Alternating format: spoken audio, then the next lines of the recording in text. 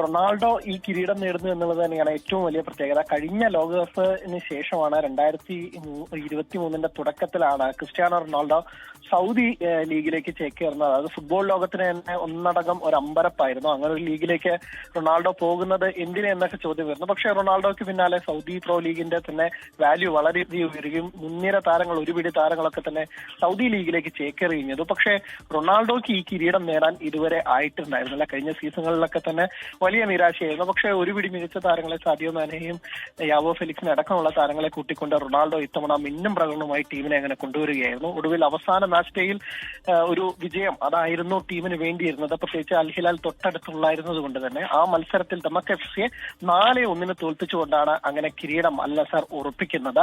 അതിൽ ഇരട്ട ഗോളുകളുമായി നായകൻ ക്രിസ്ത്യാനോ റൊണാൾഡോ മിന്നിച്ചു. മത്സരശേഷം അദ്ദേഹം വലിയ രീതിയിൽ കരയുന്നൊക്കെ തന്നെ കണ്ടു. അത് എന്താണെന്ന് വെച്ചാൽ അദ്ദേഹത്തിന് ഈ കിരീടം അത്രത്തോളം ഇമ്പോർട്ടന്റ് ആയിരുന്നു. അദ്ദേഹം കാത്തിരുന്ന ഒരു കിരീടമായിരുന്നു. അതുകൊണ്ട് തന്നെ ആ ആഹ്ലാദം വലിയ തരത്തിൽ റൊണാൾഡോയ്ക്ക് സന്തോഷം ആഹ്ലാദം ഒക്കെ തന്നെ ഉണ്ടാക്കുന്നതാണ്. പ്രത്യേകിച്ച് ലോകകപ്പ് വരാനിരിക്കുന്നു. ആ ലോകകപ്പിന് ആദ്യ ലോക കിരീടം എന്നുള്ള നേട്ടത്തിലേക്ക് തന്നെ പോകാൻ ക്രിസ്ത്യാനോ റൊണാൾഡോയ്ക്ക് വലിയ ആത്മവിശ്വാസം നൽകുന്നു തന്നെ. ഒപ്പം തന്നെ അദ്ദേഹത്തിന്റെ കരിയറിലെ ഗോൾ നേട്ടം 973 എന്ന നമ്പറിലേക്കും എത്തി. ഇനി 1000 എന്ന ആ മാജിക് നമ്പറിലേക്ക് അധികമില്ല എന്നുള്ളത് തന്നെയാണ്. എന്തായാലും സൗദി ലീഗിൽ റൊണാൾഡോയ്ക്ക് ഒടുവിൽ അദ്ദേഹത്തിന്റെ 4ാമത്തെ ലീഗിലാണ്.